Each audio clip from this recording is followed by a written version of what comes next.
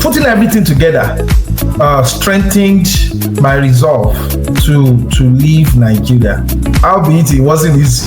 I was desperate to use a car, at least to present myself as a doctor. Yeah, newly minted. When you say you dey save money, now motor I go back. I don't even negotiate that. So he was using, he kept calling me. When are you coming? I just told her, look, stop disturbing me. I didn't pass primary.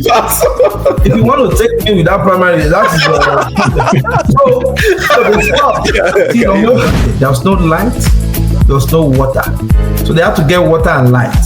So basically, I was a doctor, was living in a house with no light, with no water, with my siblings. Man. We were there. So it was tough. I got it because I look at everything around me. I'm like, okay, I need to go and pray. So I have one pastor. I went. I said, Pastor, pray for me. He prayed, and he told me, he said, well, I saw that you got the visa, but I saw that you wore a native dress. I said, native for visa interview? He said, yes. I went for the visa interview. And in my phone like this, the Oyibo man has denied 2 people. I went there. Are you a native? I went there. Doctor, are you a native doctor? Are you a serious person? I just remember one of our friends. They told him the same thing. Then they collected his passport, but he didn't know the process. He was not asking that. Give me my passport. Like you said, you approve it. Give me my passport. I felt like I was going to be living like a poor man. Basically, that was the calculation in my head. Because if you're being paid like 170 something thousand and like 45,000 to 50,000, you are using it for transportation. Yeah. You are basically poor in Lagos. So and the stress. Yes. So that was the Volvo that my father had used. And then we were talking, it was like, you can repair this Volvo and just be using it. Yeah. My mother warned me against it, but I did not listen. You must learn now. So I went, I put like you could learn. to refurbish the Volvo. They did it every week. I was my mechanic's friend every week. I was doing one thing, I wanted.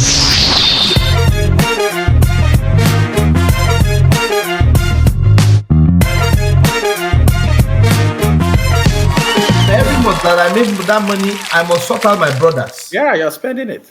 And the remaining one is what I keep. I was still trying to save a little bit.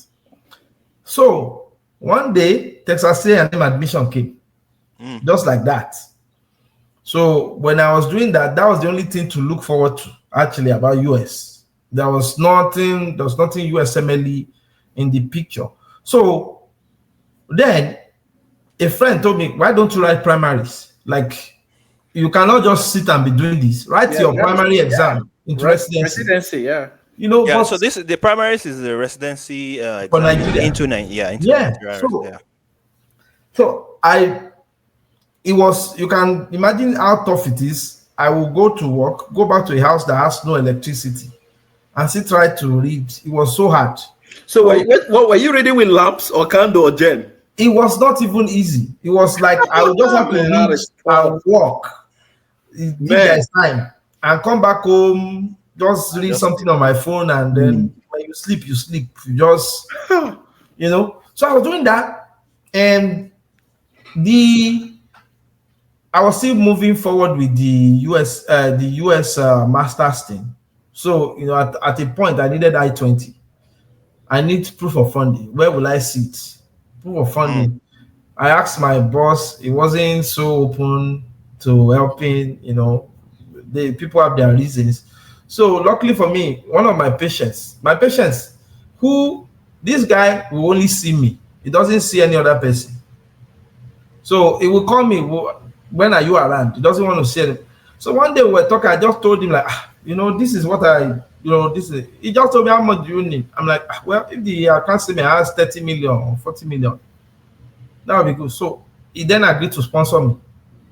So he gave me a customer, went to his bank. Yeah, that was just great. So for me, got the letter. Show up. Imagine if you were still in Lagos. If you don't see that opportunity at all. Exactly. So gave me all the letters that I needed and everything. So that was what I packaged, and I was able to get the I-20. Plus, I was still paying dollars. So along the route, I was still paying some money. Mm-hmm. So I did everything up to the step where I needed to go for visa application. So for visa application, I was able to raise the money at least. I still have something in the bank. So I went, before, which one did we do? Is it service fee? We have to pay. Yeah, it was service fee. Yeah, it was service fee. Yeah, so that one, I can't even remember the arrangement. So, lo and behold, I studied for the primaries. For some reason, UCH set an exam on the internet for orthopedics. My name was part of the top list that they wanted to take. So they were waiting for the primary exam to come in. And then we're like, we'll wait for the results. So, the idea was already changing. Because at that point, the idea for me was, okay, maybe you just getting here, at least as a resident, you get some more money, stability. You can make money and leave. But me, I know I love orthopedics. That probability of when I start doing what I love to do, the probability of leaving is low if I had started. So because even some of my guys, they saw me and said, "This guy, you want to travel now?" I said, "Oh God, don't worry, I will wait. Just let us do this interview and this." But a week after, I did not pass the primaries. So when I did not pass the primary, I first had that feeling of shame. Number one, I've never failed any exam before. Imagine. I know that kind of feeling. I had that feeling. And I wasn't the kind of person that, if it's not for the podcast that we're talking about, I wouldn't even tell you all these things like, I didn't have light to read that, because that one was an excuse, like, for me. But it's a valid reason. But with your state of mind, to you, it sounds like an excuse because you know the things you are capable of. No, I know my ability. So at that point, it was just like, well, whatever. So UCH kept calling me. When are you coming? I just told look, stop disturbing me. I didn't pass primary. If you want to take me without primary, that's your problem. So they stopped. They stopped calling me. And so service fee came. Imagine spending all this money. I was at ground zero. I was supposed to pay for service fee.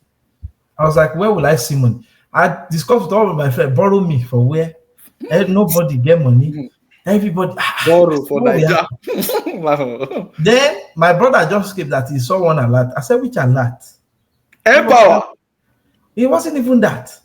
It's because we had kept our mother's phone when she died. We had kept her phone because we didn't know anything. So she got an alert.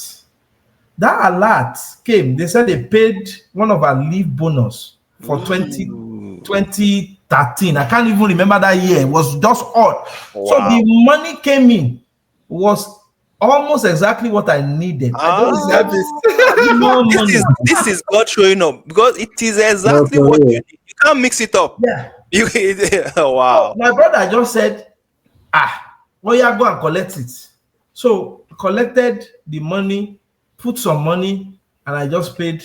That was how I was able to scale through the service fee thing. Every point now. I paid that. When I paid the money, I felt like, okay, there's a wait. Then visa application came. I was still working there. So I still went back to my guy that said he was going to be my support. Your sponsor. I still asked him, I'm going for visa, help me. I still need this account statement. I need an updated one. He still went to his bank, collected the updated one, gave me all the letters that I need and supporting letter, put it for me. So I started gathering my visa. So I went on NairaLand, asked this visa thing, I just reading, filled my DS1 information. NairaLand, we mentioned it in the previous. So NairaLand is where you get all the transfer, read people's transfer, how to answer. So I did that, filled my DS160 myself, got an interview date. And again, because I look at everything around me, I'm like, okay, I need to go and pray. So I have one pastor. I went. I said, Pastor, pray for me. This thing is too much for a young man to be bearing all this cross. You know? And he prayed, you know, and he told me, he said, well, I saw that you got the visa, but I saw that you wore a native dress. I said, native for visa interview. He said, yes. You never wear tie, wear suit. So that was, I wore my native. You have to. So I wore native. When I don't see the vision. You know, I packed everything. I was in Lagos.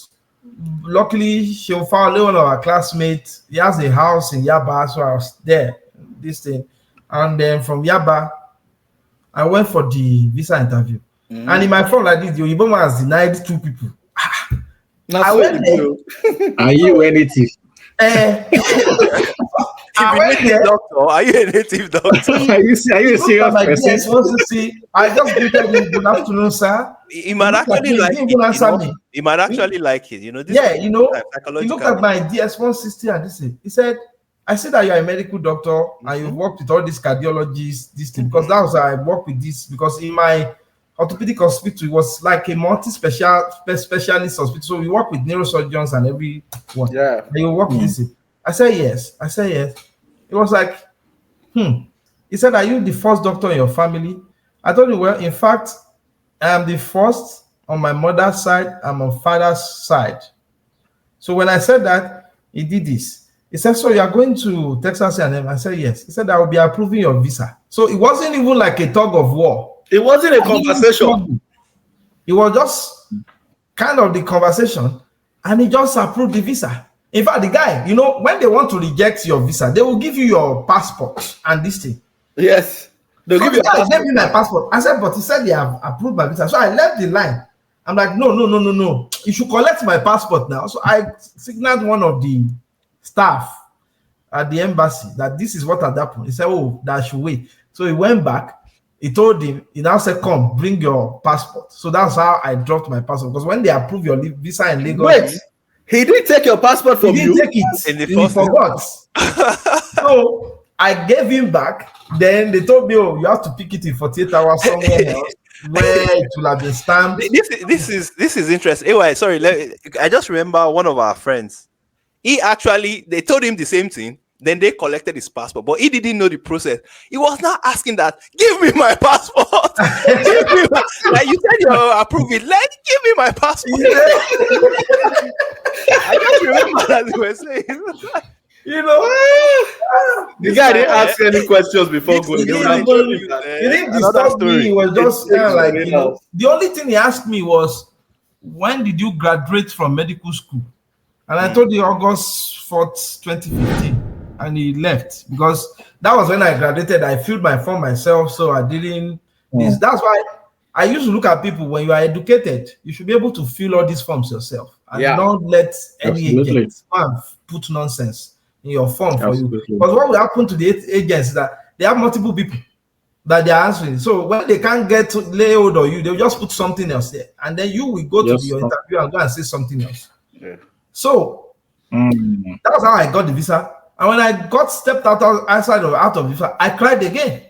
Like, what is going on? Like this woman that has suffered in her life, you know. But so I went back to this. I started, you know, doing my work again. At that point, I knew, okay, it's just a matter of time to leave. They were already even calling 1 or 2 decisions. I'm like, you have to do your exam. I have to travel. So we did, 3 of us, we sat down like, what should we do?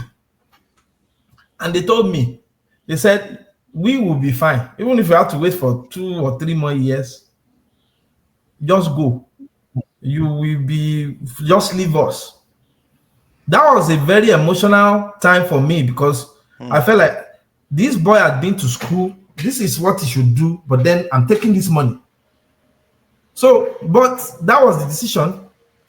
All of us did, and I picked what I put. I put some money in the Union Bank that, help me, you know, help me just put it so that I can withdraw those monies there when I get there and stuff. So I got to pay for plane ticket. In my mind, I was thinking I would get like 400k flight, 500. How much did I have left there? I have like 550 left or something. The whole thing that I have. So I went to Lagos. When I started looking at prices, I'm like, hey, another Wahala is here. They will say 1 million. Finish. Where will I see this money? So we got to a Delta kiosk because me and my friend were just walking the whole of VI. We were walking everywhere, all those plane offices, and we were going everywhere because he travels a lot, so he knows all those places. So it was the one I was just following him. He said, let's go and check this place. Let's go and check. But wait, why did you go online? I went online. The prices we were seeing was not favorable. The problem I had then was it was not like I had a month or 2 months to say, okay, just pick a date and buy. See. I had like just 2 weeks thereabout to look for flight. So we were up and down looking. So we got to a kiosk, and the girl just looked at me. She said that the flight that they have is 800k. He said, I will keep this thing for you for 24 hours. If any other person comes, I will tell them it is booked. But if I don't see you by 24 hours, I will sell it. I will sell this ticket. She didn't have to do that. I didn't even beg her to do that. So we said, okay. Like she does. I mean, for her, it's just to sell. Whoever buys it doesn't really matter. So we left. And I look up and down and say, who will I call now? I pick up my phone. And I called my uncle on my mother's side. This is guy, my uncle is okay. He's worked with KPMG for years. So I knew like, well, maybe this is the only person I can talk to now at this point. So I called him. He said, what's the problem? I said, this is the problem. And I explained exactly the problem. I need this because in the next 24 hours, he told me, blah, blah, blah. This is what I have. There's no way I can raise this amount of money. He said, I don't have money too. But he said he's going to the redemption camp, that he will call me back. So he got to, it was around 1 a.m. or something. He called me. He said, how much did you say? I said I needed like 250,000 thereabout to complete the 800,000 because I have 550 on me. So send your account number, and he sent me 250,000. So 8 a.m. the next morning, I went to that girl, and she then told me that 2 people just left. They wanted to take your ticket. I said, I said, thank you, but you don't have to do that for me. She said, there's no problem. So I paid. That was how I was able to secure my ticket to the US. So then, I haven't spent all the monies that I have. The only thing I had was the $200 that I changed. $200. I put that, pack all my load. I put some like another $200 in my account, thinking that with all the documentation that my Union Bank has done for me, I'll be able to get my money when I get there and access it. So my dad looked at me. One, he first cried. Number 2, he was like, you are the only one doing this thing. Nobody has done this before in our family. 2, I could not even support you because I'm retired. I don't even have anything. Then the only thing I can do is to pray for you. To pray for you, yeah. He now said, when you get to the US, call this person and call that person. Tell them that you are finally here. They will help you. I'm like, how do you know they will help? He said, don't worry. So I'd arranged with Yomi. It was Yomi husband that booked my Greyhound and this thing. So I left, tears in my face, looking at my brothers and my father. I just said, okay, no problem. I left. So that was $400 in total. Yeah. And this was, and I'd read a book, I'd read a book, The African Child by Kamaralai.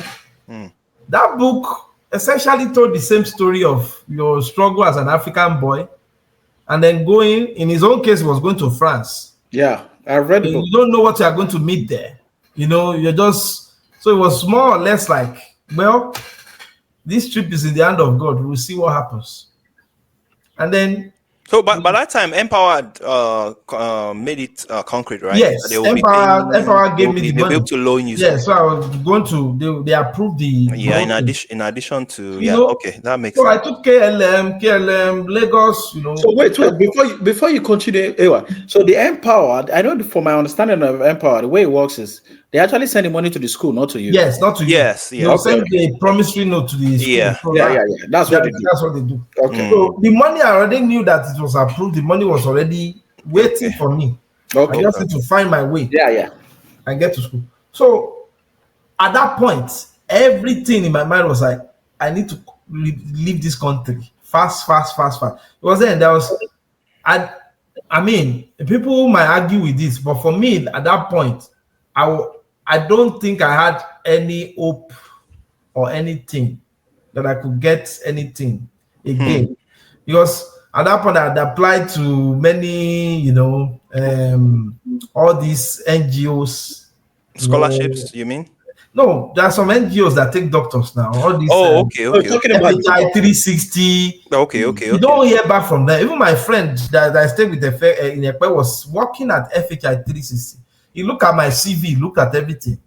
We submitted application. We didn't hear back.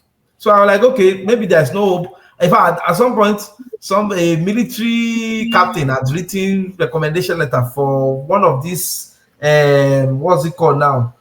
ECOWAS job somewhere. That even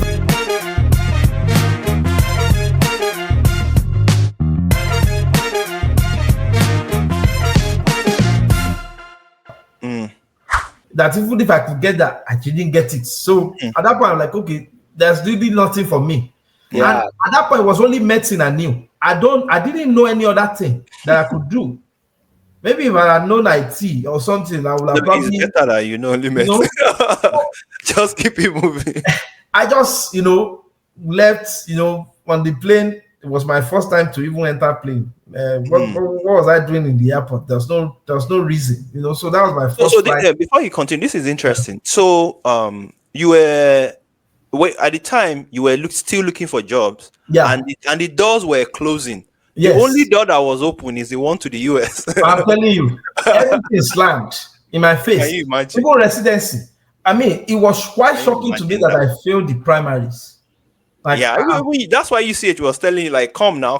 Like, you. No, I did well. I passed the internet exam. I did well.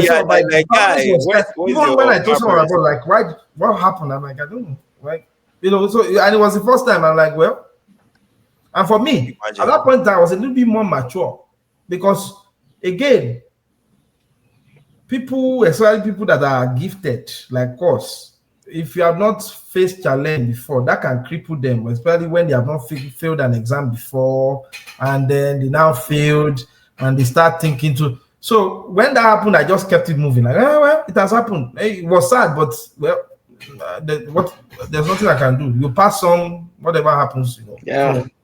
So flying again, I met one Nigerian man. We were just talking Amsterdam. We had to wait. So was it Delta you took? Yeah, it was KLM. Okay. It was KLM. So we went to Amsterdam, then from Amsterdam to Minneapolis. Okay. So it was when we got to Minneapolis, the guy told me that, see, you have not still entered though.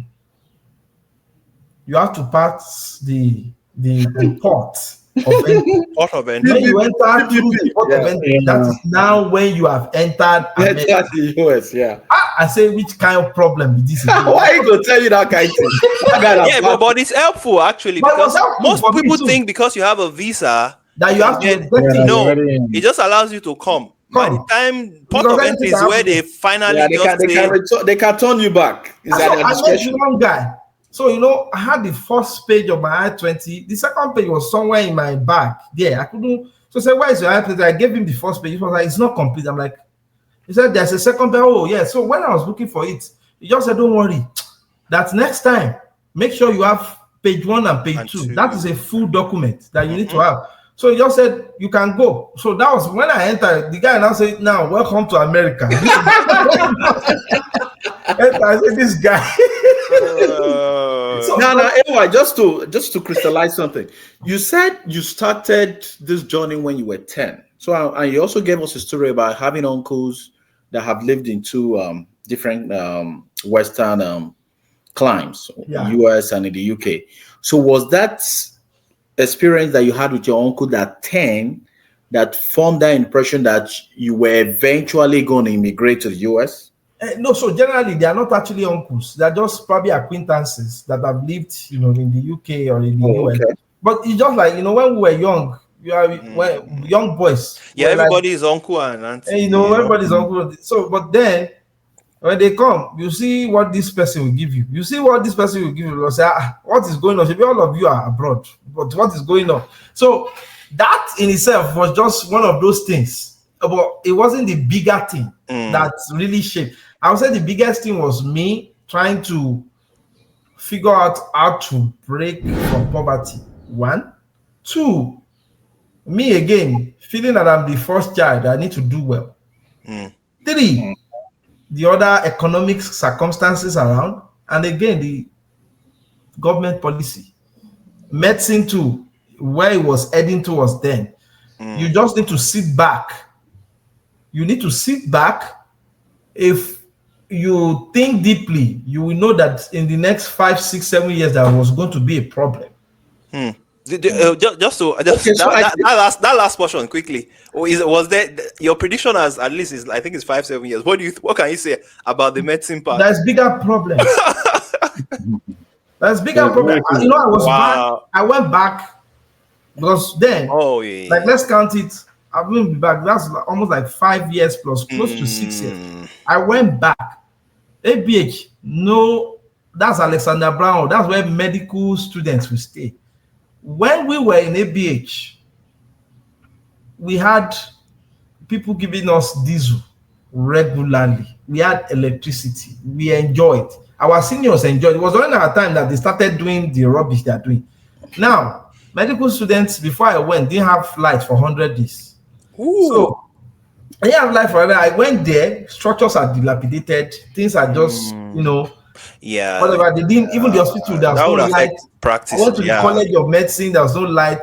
I have friends in residency, they are telling you certain things, Then you begin to wonder, then how can people get quality of training here? But we thank them for staying back. Because if they didn't stay back, people are not going to get care. Yeah, it would have been a mess. I was talking to my boss in nephrology.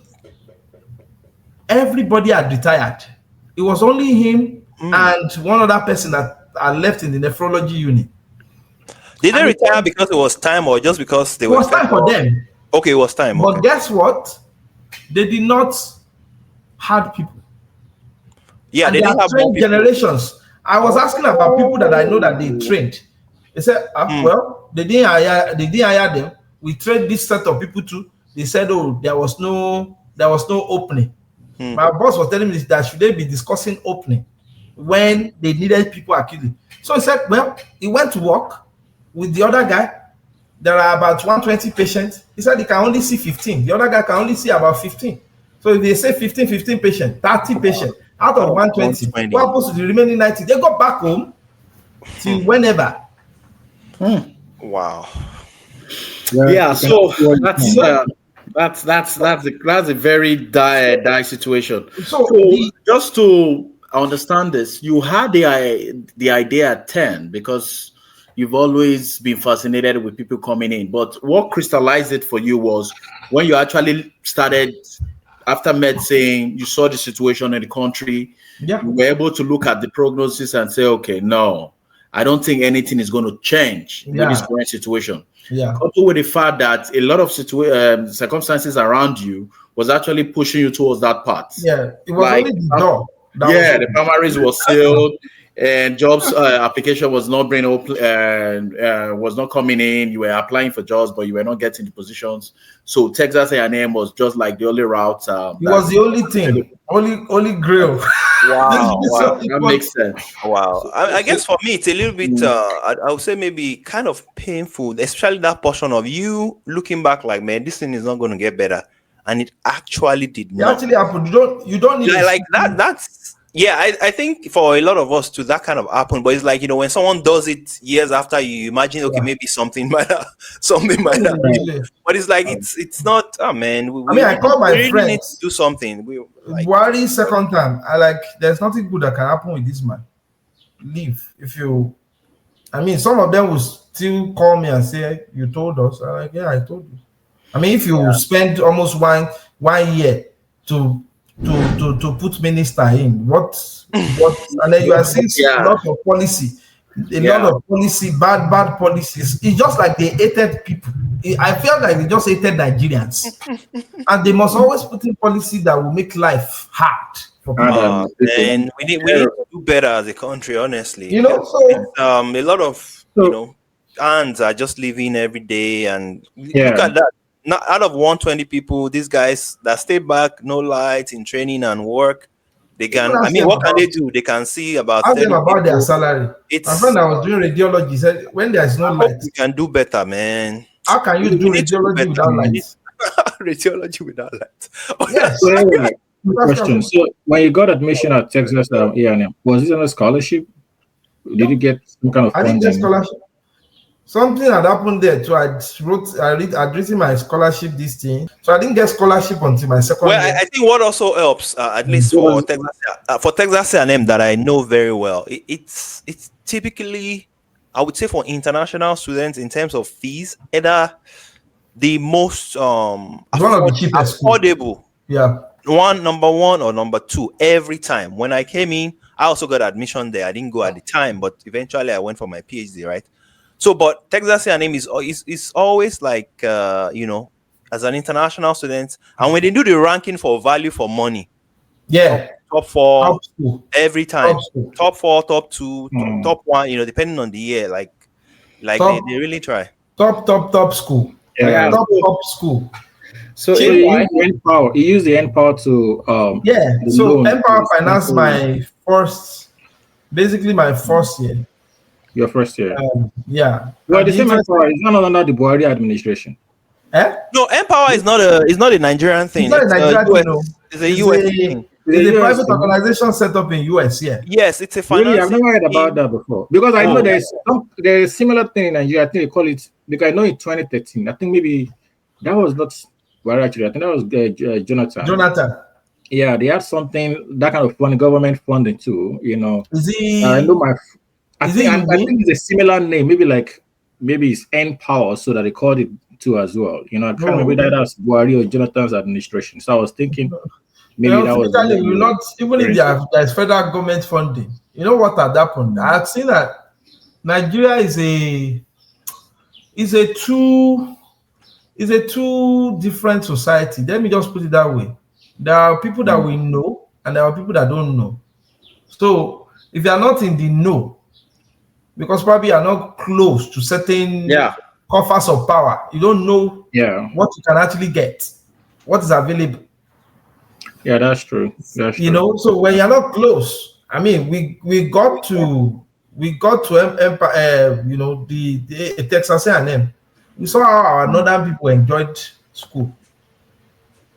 It was a different story. The state government was very, very intentional. Very, very helpful. Very, they put them on stipend. They have funding, but then we are coming from the south. Well, what do we have? So it's just what it is. So that was the journey to the US, and the final story was, I was staying with. Wait! Before you go into all of that we are going to talk all about that in the episode. We can't give all the juice out immediately. We're going to talk about that in episode 2. So the focus of episode 1 really was to get the background about how you moved and actually got to the States, and you've actually given us a very detailed very explanation about how that journey started, what formed your first impression, how eventually you were able to pay 800K. Oh boy, I'm not sure if I had fly that time. If they say 800K, I'll stay like that because I didn't have that money. Which I think is also you also told us about the airports you came in through and the flights you also took.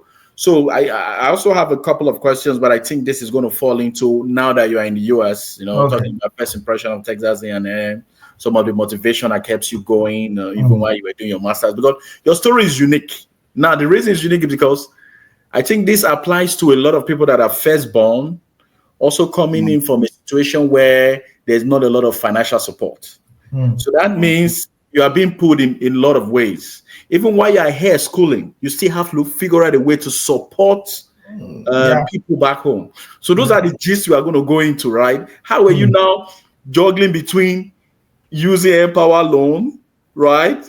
Paying fees, and also trying to read your books, make sure that you actually finish the master program while supporting your family also back home. And there's USMLE on the way too. A lot of money that you already spent. A lot of hurdle that you actually need to go through. I also want to know what happened to your brother's story with the A level, but I don't want to ask you now because I know by the time you start that story now, we might be here for another 1 hour. So, but for me, it was really an eye opener. To be honest, if you listen to the first episode for all of us, the stories were also very different from you too. You know, some of us came in, had some level of support. Some came in with a lot of information because they already had friends here, family here. Some of us were, we came in, we also had partners that we needed to try to bring in. The situations was just very different. But I've enjoyed the story. Man, I didn't know you were such a great storyteller. I swear, I used to think I can talk. But really? You are a bad guy. Like, I never hear you when I talk with that. No, man. Like, very detailed. Though. I didn't give you all the backup experience on what was those motives. So for me, I have enjoyed every minute of it, and I think you've been able to address and answer my questions. I just hope the viewers will also appreciate the information here, because basically the podcast, we are just sharing stories, and I hope they also keep subscribing. Thank you. All right. Thank you so much, AY, and like Kenny said, Ikoyi, this has been an interesting one, and there is definitely much more we would like to know.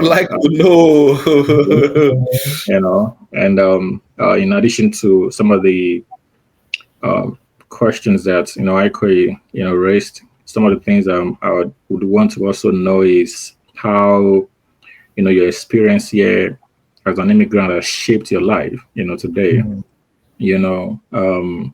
Looking at where you're coming from, you had your story, you had your a philosophy of life back at home, and then you're here in a whole different environment. You've been here for a couple of years and have had different experiences, and how that has actually changed your look or your outlook towards life, and if it has at all. So that would be, an interesting thing to know, in a subsequent episode. So thank you so much. Thank you so much for coming, and thank you for having me. AYO, man. Thank you so much. I mean, I'm looking forward to the next episode already. So for me, what I usually try to see is how things really happen, especially when that portion when doors.